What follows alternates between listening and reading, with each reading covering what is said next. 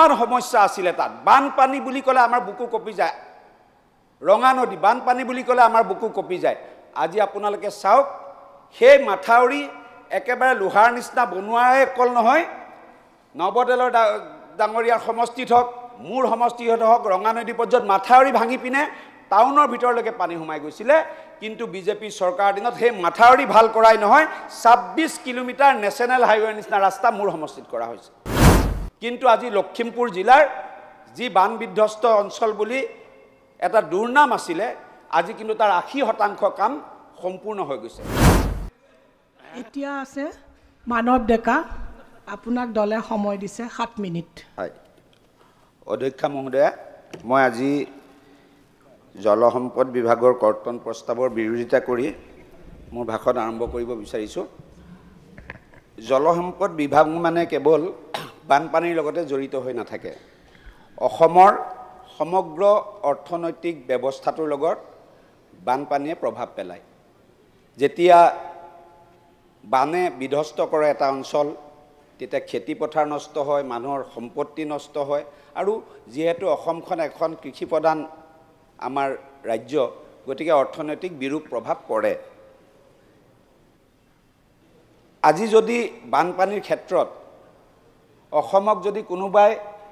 সবতকৈ বেছি প্ৰতিনিধিত্ব কৰিছিলে ধেমাজি আৰু লখিমপুৰ জিলাৰ বিধায়কসকলে বান বিধ্বস্ত ধেমাজি বান বিধ্বস্ত লখিমপুৰ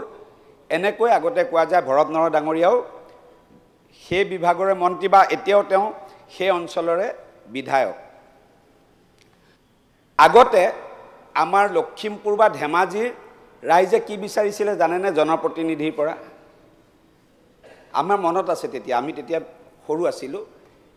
যে জনপ্ৰতিনিধিজনে বিধানসভাত বানৰ সমস্যাটো উত্থাপন কৰিলে নে নাই কিমানতে সীমাবদ্ধ আছিলে কংগ্ৰেছ চৰকাৰ দিনত যে ৰাইজ সেটিসফাই হৈ গৈছিলে সন্তুষ্ট হৈ গৈছিলে যদি তেওঁৰ জনপ্ৰতিনিধিজনে বিধানসভাত বানপানী সম্পৰ্কে প্ৰশ্ন কৰিলে নে নাই কিন্তু আজি হে একেখিনি ৰাইজে বিজেপি চৰকাৰৰ দিনত আমাক কি বিচাৰে যে আমাৰ বানৰ সমস্যাটো সমাধান কৰি দিয়ক কিয় বিচৰা হৈছে আপোনালোকে জানেনে কংগ্ৰেছৰ দিনত লখিমপুৰৰ পৰা ধেমাজি যাবলৈ 2 পৰা 3 ঘণ্টা সময় লাগিছিল কিয় লাগিছিলে যে আমাৰ সমাজান বুলি এটা জায়গা আছিলে যেনেকৈ প্ৰত্যেক বছৰে বিহু আহে পূজা আহে সমাজানত বানপানী আহে প্ৰায় 10 কিলোমিটাৰ অঞ্চল বিস্তীৰ্ণ অঞ্চল মৰুভূমি সদৃশ হৈ যায় খৰালি হলে বাৰিষা হলে সাগৰ সদৃশ হৈ যায় আৰু খৰালি হলে মৰুভূমি হৈ যায় গাড়ী যাব নোৱাৰে প্ৰায় 1 ঘণ্টা লাগে 10-15 কিলোমিটাৰ অঞ্চল যাবলৈ কোনোদিন কংগ্ৰেছ দলে সেই সমস্যাৰ সমাধান নকৰিলে কিন্তু যেতিয়াৰ পায় ভাৰতীয় জনতা পাৰ্টি চৰকাৰ আহিলে অসমত সেই ধেমাজি আজি লখিমপুৰৰ পৰা 45 মিনিটত গৈ পাব পৰা হ'ল সেই সমস্যা সমাধান হ'ল আজি সুবনহিৰি নৈ যিখন ব্ৰহ্মপুত্ৰৰ পিছতে সকলোতকৈ বৃহৎ নদী অসমত সেই সুবনহিৰি নদী নৱদেলৰ ডাঙৰীয়া ৰনোজ পেগু ডাঙৰীয়া আমাৰ বা ভৰত নৰ ডাঙৰীয়াৰ সমষ্টিৰ মাজেৰে পাৰ হৈ গৈছে ইমান সমস্যা আছিলে তাত বানপানী বুলি ক'লে আমাৰ বুকু কপি যায় ৰঙা নদী বানপানী বুলি ক'লে আমাৰ বুকু কপি যায় আজি আপোনালোকে চাওক সেই মাথাউৰি একেবাৰে লোহাৰ নিচিনা বনোৱাই কল নহয় নৱদেলৰ ডাঙৰীয়াৰ সমষ্টিত হওক মূৰ সমষ্টিত হওক ৰঙা নদী পৰ্যন্ত মাথাউৰি ভাঙি পিনে টাউনৰ ভিতৰলৈকে পানী সোমাই গৈছিলে কিন্তু বিজেপি চৰকাৰৰ দিনত সেই মাথাউৰি ভাল কৰাই নহয় 26 কিলোমিটাৰ নেশ্যনেল হাইৱে নিচিনা ৰাস্তা মূৰ সমষ্টিত কৰা হৈছে ঠিক তেনেকৈ নৱদেলৰ ডাঙৰীয়া সমষ্টিত কৰা হৈছে মই কোৱা নাই যে সকলো সমস্যা সমাধান হৈ গৈছে কিন্তু আজি লখিমপুৰ জিলাৰ যি বান বিধ্বস্ত অঞ্চল বুলি এটা দুৰ্নাম আছিলে আজি কিন্তু তাৰ 80% কাম সম্পূৰ্ণ হৈ গৈছে এতিয়া অলপ কাম আছে মই আৰু এটা কথা ইয়াত অনুকূয়াব পাৰোঁ যে চৰকাৰখনে কেৱল অসমৰ জলসম্পদ বিভাগেই নহয় মুখ্যমন্ত্ৰী মহোদয়ে নিজৰ ইনিচিয়েটিভত আমাৰ তাত আপোনালোকে জানে যে NHPC প্ৰকল্প আছে সুবনহিৰি নদীৰ ওপৰত আগতে NHPCৰ CSRৰ পইচা আগৰ জনপ্ৰতিনিধিসকলে নামঘৰৰ নামত আনে কি পানী যোগান আঁচনি,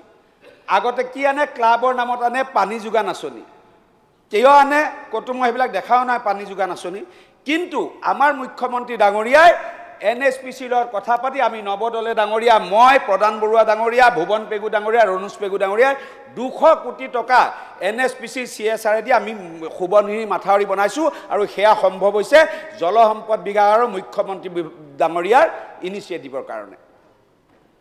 আজি আকৌ আমি এই বছৰ 200 কোটি টকাৰ কাম আৰম্ভ কৰিব লৈছোঁ। কিছু সমস্যা আমাৰ আছে, মাজুলী ফালে আছে, আমাৰ ভুৱন গাম ডাঙৰীয়াও লাগি আছে, কাৰণ মাজুলী আৰু লখিমপুৰ এফালে মাজুলী পৰে আমাৰ সোৱণশিৰিৰ কাৰণে, এফালে লখিমপুৰ পৰে। সেই ধৰণৰ কাম কাজ আগতে কেতিয়াও হোৱা নাছিল। আগতে জলসম্পদ বিভাগ মানে কেৱল দুৰ্নীতিৰ বিভাগ। আগতে জলসম্পদৰ কোনোবা যদি ইঞ্জিনিয়াৰ আছে, বিহু পূজাৰ চান্দা বিচাৰি যোৱা মানুহ আছিলে, কোনো মাথাউৰি বিচাৰি যোৱা মানুহ, কাৰণ জানে যে জলসম্পদ মানে 60-40 হৈছিলে কংগ্ৰেছ চৰকাৰৰ দিনত। কিন্তু আজি জলসম্পদ বিভাগৰ সেই বিষয়াসকলে ইমান নিপুণতাৰে কামবিলাক কৰিছে, ইমান ভাল মাথাউৰি বনাইছে, যি আপোনালোকে বহুত হয়তো অসমৰ সকলোৱে এই সমস্যাবিলাক নাজানিব, য'ত নদী প্ৰৱণ অঞ্চল তাৰ মানুহে জানিব। গৈ যদি চাই আহে যে ইমান সুন্দৰকৈ অসমৰ জলসিঞ্চন বিভাগেও যে কাম কৰিব পাৰে, তাৰ নজিৰ আমাৰ লখিমপুৰ ধেমাজিত প্ৰতিফলিত হৈছে। মই সেইকাৰণে অধ্যক্ষা মহোদয় যে এই কংগ্ৰেছ বা বিৰোধীসকলে যি কৰ্তন প্ৰস্তাৱ আনিছে, এই কৰ্তন প্ৰস্তাৱৰ বিৰোধিতা কৰিছোঁ। আৰু মই জলসম্পদ বিভাগৰ মন্ত্ৰী ডাঙৰীয়াক বিশেষকৈ ধন্যবাদ জনাইছোঁ। তেওঁ জলসম্পদ মন্ত্ৰী হোৱাৰ পিছত আমাৰ সমষ্টিতে এতিয়ালৈকে 4-5 বাৰ গৈছে। যোৱা মানে DC অফিচৰ কনফাৰেন্স হলত বহি মিটিং কৰি ঘূৰি অহা নাই। তেওঁ আমাৰ লগত একেলগে আমি নাৱেদি গোটেই অঞ্চল ঘূৰিছোঁ, আৰু যিমানকেইটা সমস্যা আছে মোটামুটি গোটেইকেইটা সমস্যা তেওঁ এড্ৰেছ কৰিছে। সেইকাৰণে তেওঁক মই বিশেষভাৱে ধন্যবাদ জনাইছোঁ। আৰু এই বিভাগৰ বিষয়াসকলে বহুত আজিকালি ভালকৈ